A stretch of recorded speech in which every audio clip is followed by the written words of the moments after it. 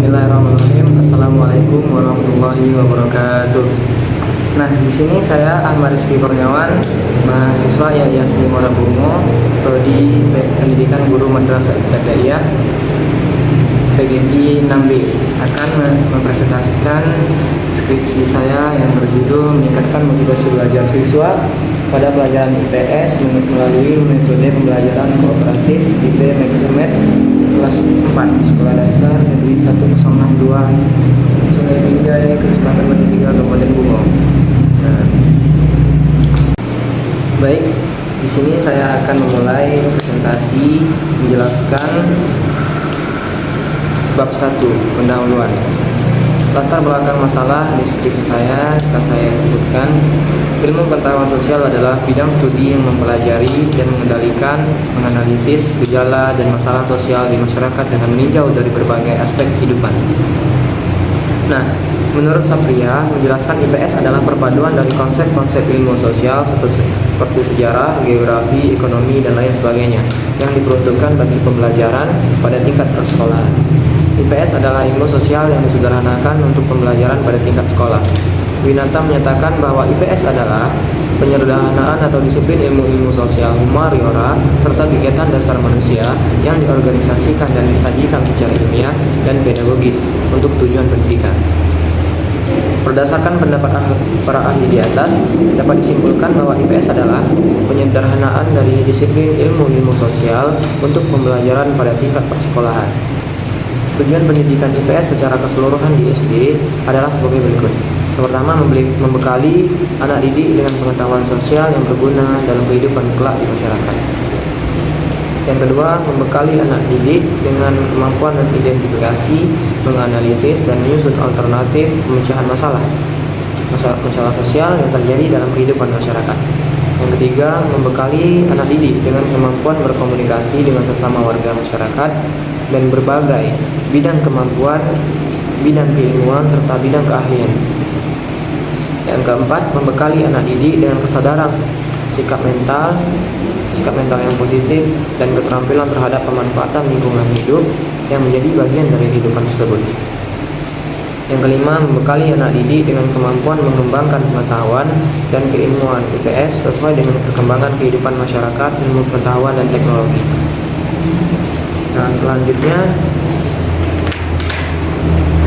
berdasarkan hasil dokumentasi dan observasi peneliti di SDN 106/2 Sungai Binjai pada tanggal 19 Oktober 2021 dengan siswa yang berjumlah 25 orang, dalam proses pembelajaran IPS, siswa masih banyak tidak bersemangat dan asik sendiri dalam mengikuti pembelajaran.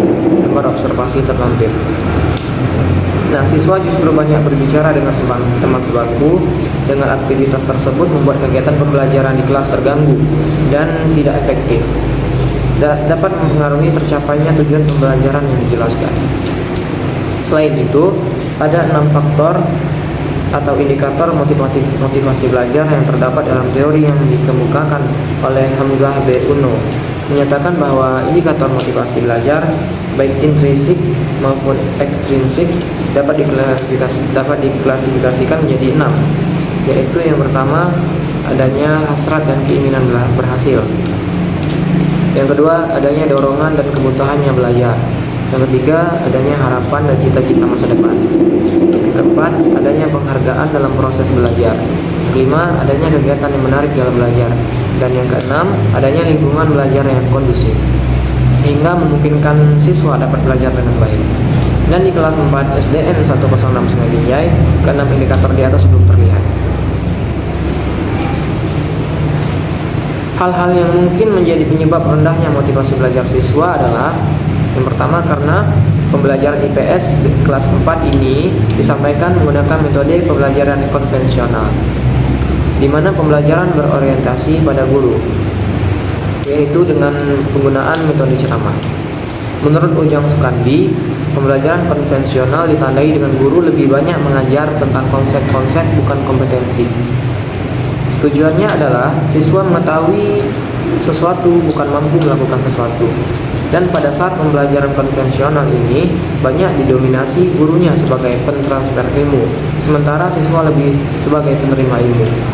Akibatnya, proses belajar tidak berjalan secara kreatif, efektif, dan menyenangkan. Maka yang menjadi pemicu utama untuk timbulnya masalah dalam penelitian ini adalah penggunaan metode pembelajaran oleh guru yang masih teacher-centered approach atau pembelajaran yang berorientasi kepada guru. Nah, permasalahan tersebut harus dapat diatasi segera mungkin. Dikhawatirkan siswa tidak tuntas dalam pembelajaran IPS. Dalam pembelajaran IPS diharapkan siswa mampu mengembangkan kompetensi pengetahuan, kompetensi kognitif, dan kompetensi afektif. Apabila permasalahan ini terus dibiarkan, maka akan berpengaruh pada kualitas dan tidak tercapainya tujuan pembelajaran. Salah satu alternatif untuk meningkatkan motivasi belajar siswa adalah dengan menerapkan model kooperatif tipe Max-Emmett. Model kooperatif tipe Max-Emmett ini memiliki sistem pembelajaran yang mudah dan praktis. Pembelajaran dengan model ini akan mempercepat untuk memotivasi siswa dalam pembelajaran IPS. Kooperatif merupakan model pembelajaran kooperatif yang paling sederhana. Kooperatif terdiri atas 5 komponen utama. Yang pertama, presentasi kelas. Yang kedua, tim. Ketiga, skor. Yang keempat, kemajuan individu. Dan yang kelima, regogini tim. Nah, berdasarkan latar belakang masalah di atas, maka penulis tertarik untuk mengangkat permasalahan ini dalam penelitian ilmiah yang berbentuk skripsi dengan judul Meningkatkan Motivasi Belajar Siswa pada Pelajaran IPS melalui Metode Pembelajaran Kooperatif tipe Max-Emmett, kelas 4 Sekolah Dasar Negeri 106 Sungai Binjai, Kecamatan Batin 3, Kabupaten Bungo. B. Identifikasi masalah. Berdasarkan latar belakang masalah di atas, yang menjadi identifikasi masalah dalam penelitian ini adalah sebagai berikut. Yang pertama, pembelajaran IPS perlu diajarkan dengan cara yang tepat dan berorientasi pada siswa. Yang kedua, kurangnya motivasi siswa dalam belajar. Yang ketiga, pembelajaran IPS kelas 4 disampaikan dengan menggunakan metode yang berorientasi pada guru. Dan yang terakhir, pembelajaran kurang memberikan pengalaman yang nyata terhadap siswa, karena pembelajaran hanya sebatas duduk di dalam kelas saja.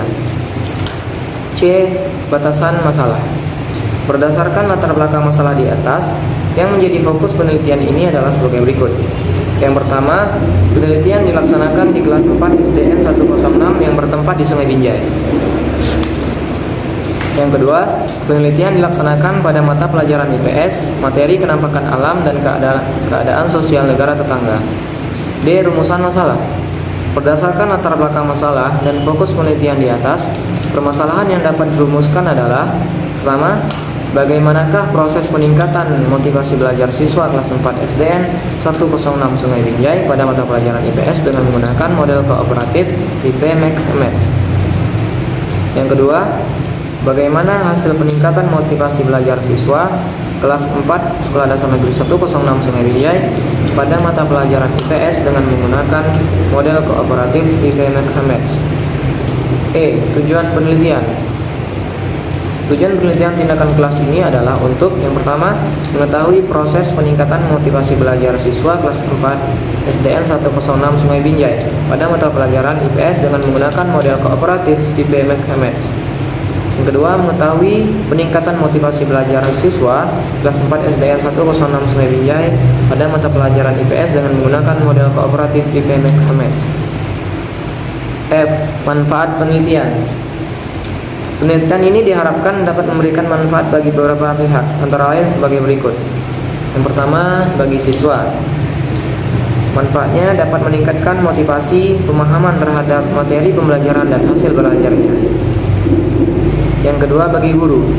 Dapat dijadikan bahan masukan dan perbandingan dalam melaksanakan proses pembelajaran untuk bahan pertimbangan dalam peningkatan siswa di masa yang akan datang, untuk selalu memperbaiki dan meningkatkan proses atau hasil pembelajaran dengan memanfaat metode yang tepat, membantu guru berkembang secara profesional dan meningkatkan rasa percaya diri guru. Yang ketiga, bagi sekolah, sebagai bahan masukan atau input untuk dijadikan bahan pertimbangan dalam mengambil kebijakan untuk membina guru dalam menentukan keberhasilan pengelolaan pembelajaran di sekolah dan sebagai bahan masukan untuk meningkatkan kualitas pendidikan. Yang keempat, bagi peneliti.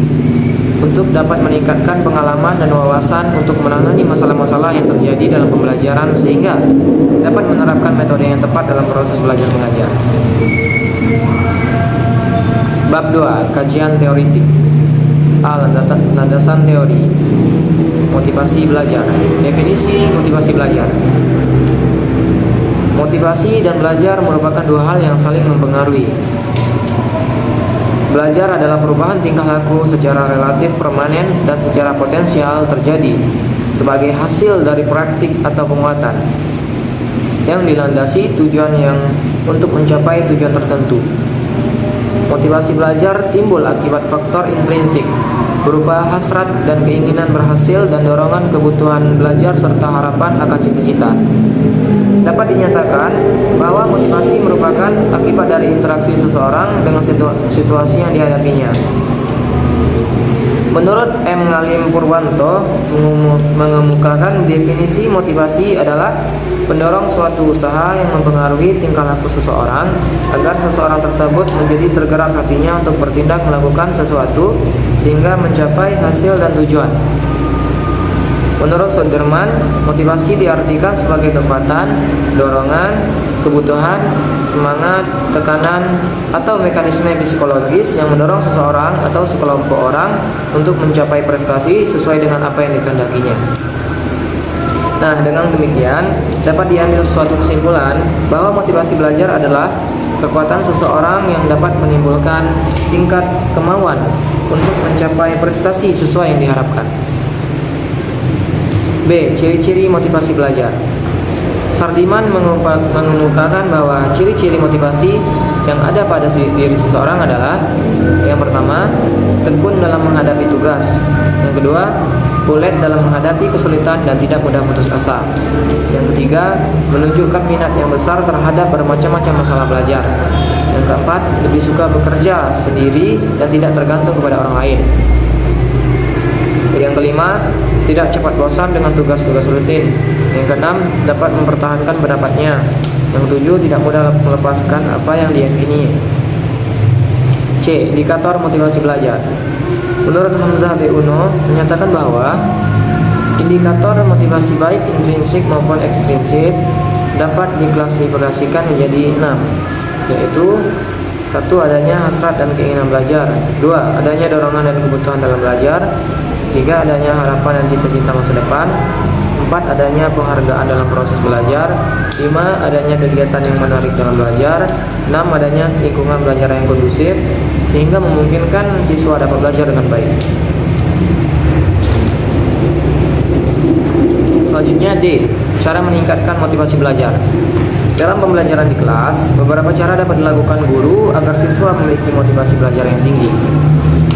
Hamzah B. Uno menyebutkan beberapa teknik yang dapat digunakan guru dalam pembelajaran untuk memotivasi siswa belajar, antara lain menimbulkan rasa ingin tahu dengan menghadapkan siswa pada pemecahan masalah atau penemuan suatu hal baru. Menggunakan contoh yang telah diketahui siswa sehingga mudah diterima dan diingat siswa. Melibatkan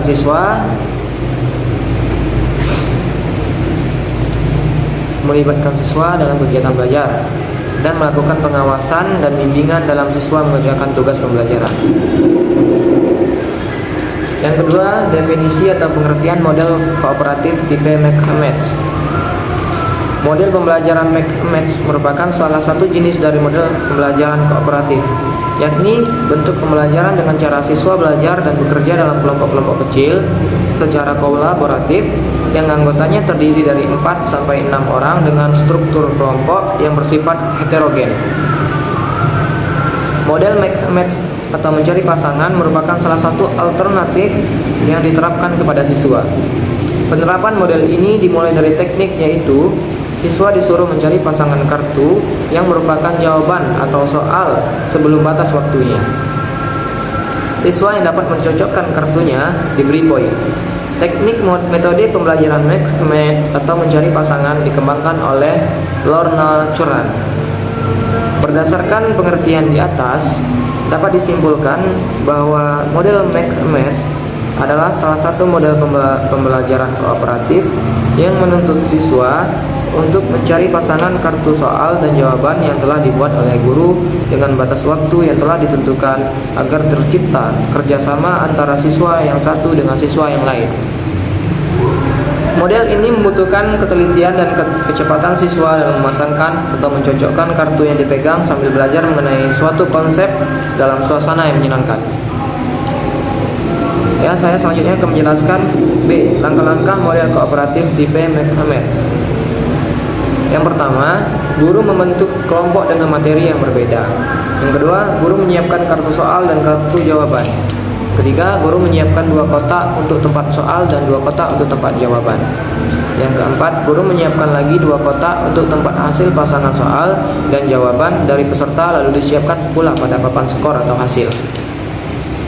Yang kelima, dilakukan pengundian untuk menentukan kelompok yang akan saling berhadapan. Kemudian dibuat bagian pertandingan. Yang keenam, sesuai undian, maka 2 kelompok akan saling berhadapan dalam quiz atau game. Yang ketujuh, 2 orang dan masing-masing kelompok akan memasangkan soal dan jawaban dalam waktu yang telah ditentukan. Yang kedelapan, setelah aba-aba dibunyikan, maka pasangan dari 2 kelompok ini berlomba adu cepat memasangkan soal dan jawaban dari 2 kotak yang telah disediakan. Yang kesembilan, pasangan soal dan jawaban yang telah ditemukan dimasukkan ke kotak lain yang telah disediakan. 10. Bila waktu telah habis, peserta berhenti, kemudian pasangan dan soal yang ada di kotak dicocokkan dan dihitung berapa pasangan yang berhasil dikumpulkan. Dan terakhir, pasangan yang betul ditulis di papan skor atau hasil dan pemenangnya ditulis pada bagian pertandingan. C. Kelebihan model kooperatif tipe McCammets. Banyak sekali manfaat dari model pembelajaran McCammets ini. Di antaranya, yang pertama, suasana kegembiraan akan tumbuh dalam proses pembelajaran. Yang kedua, kerjasama antar siswa akan terwujud dengan dinamis. Yang ketiga, munculnya dinamika gotong royong yang merata di seluruh siswa. D. Kekurangan model kooperatif tipe McCammets. Yang pertama, diperlukan bimbingan guru untuk melakukan pembelajaran. Yang kedua, suasana kelas menjadi gaduh sehingga mengganggu kelas lain. Yang ketiga, guru perlu persiapan bahan dan alat yang memadai. B. Penelitian yang relevan. C. Kerangka berpikir. Dan D yang terakhir pada bab 2 itu hipotesis tindakan. Kemudian masuk ke bab 3, metodologi penelitian. A. Jenis penelitian. Adapun model PTK yang peneliti pilih adalah model Kemis dan Tagar. Hal itu disebabkan karena model Kemis dan Tagar merupakan model kedua yang dikembangkan atas dasar ide ahli Kurt Lewin. Model Kemis dan Tagar disebut juga dengan model Deakin karena kedua ahli pencetus model Kemis dan Tagar berasal dari Universitas Deakin di Australia.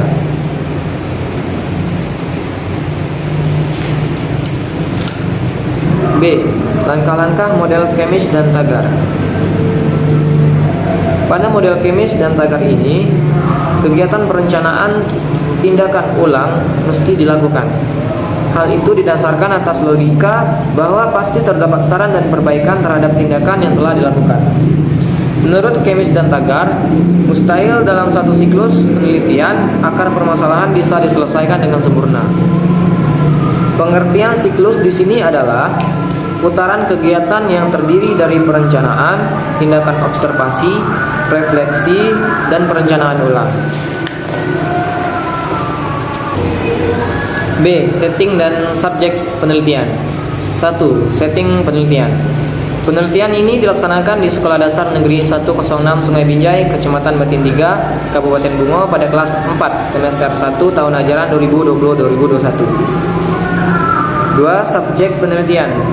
Subjek penelitian ini adalah siswa kelas 4 SDN 106 Sungai Binjai yang berjumlah sebanyak 25 siswa dengan 10 siswa laki-laki dan 15 siswa perempuan. C. Prosedur penelitian. Prosedur pelaksanaan PTK ini sesuai dengan prosedur yang telah dikemukakan oleh model Kemis dan McTaggart.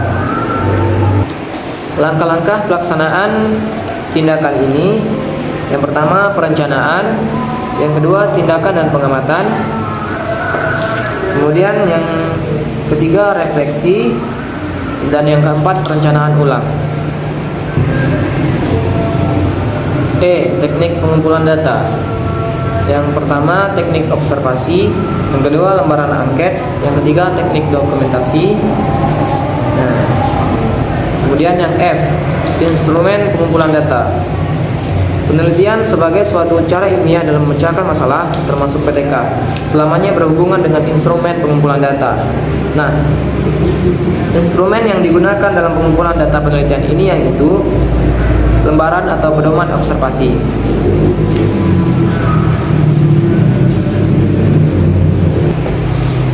G. Teknik analisis data. 1. Analisis data kualitatif. A. Reduksi data, penyajian data, penarikan kesimpulan atau verifikasi. H. Indikator keberhasilan tindakan.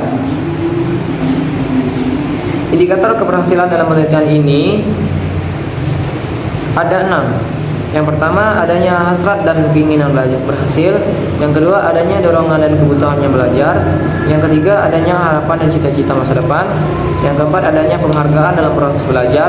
Yang kelima adanya kegiatan yang menarik dalam belajar. Yang keenam adanya lingkungan belajar yang kondusif sehingga memungkinkan siswa dapat belajar dengan baik. Kemudian J. Itu jadwal penelitian. Bab 4. Hasil penelitian dan pembahasan. Di bab 4, peneliti memasukkan A. Hasil penelitian, yaitu yang pertama deskripsi lokasi penelitian, sejarah singkat berdirinya SDN 106 Sungai Minjai, visi sekolah, keadaan sarana dan prasarana. Nah, yang kedua deskripsi data hasil penelitian, kondisi awal, kemudian pelaksanaan tindakan, observasi, tahap pelaksanaan,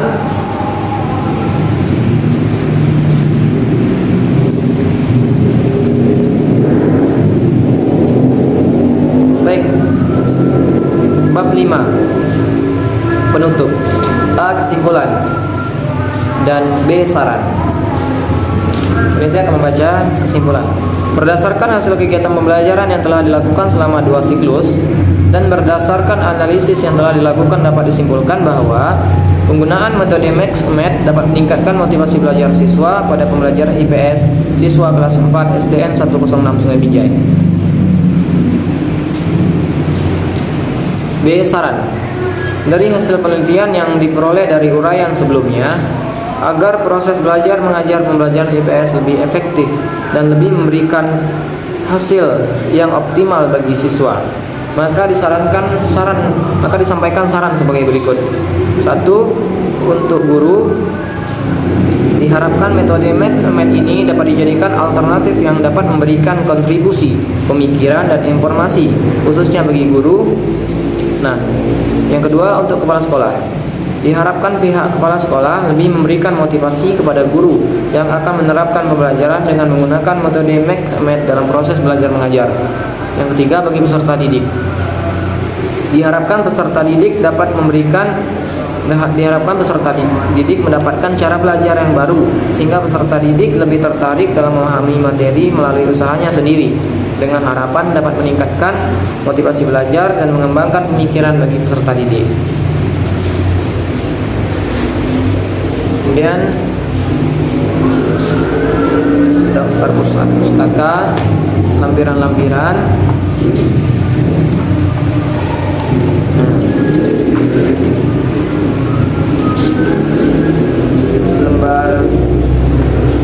Di lampiran ada lembar wawancara guru prasiklus. Yang kedua lembar wawancara guru setelah pelaksanaan tindakan dengan metode Max-Med. Kemudian pedoman lembaran observasi prasiklus. Kemudian yang keempat ada pedoman lembaran observasi prasiklus untuk siswa. Selanjutnya pedoman lembaran observasi saat siklus dijalankan. Kemudian Terakhir, rencana pelaksanaan pembelajaran atau RPP. Nah, demikian presentasi skripsi oleh Ahmad Rizky Kurniawan. Mohon maaf jika terdapat banyak kesalahan. Saya mohon maaf yang sebesar-besarnya. Assalamualaikum warahmatullahi wabarakatuh.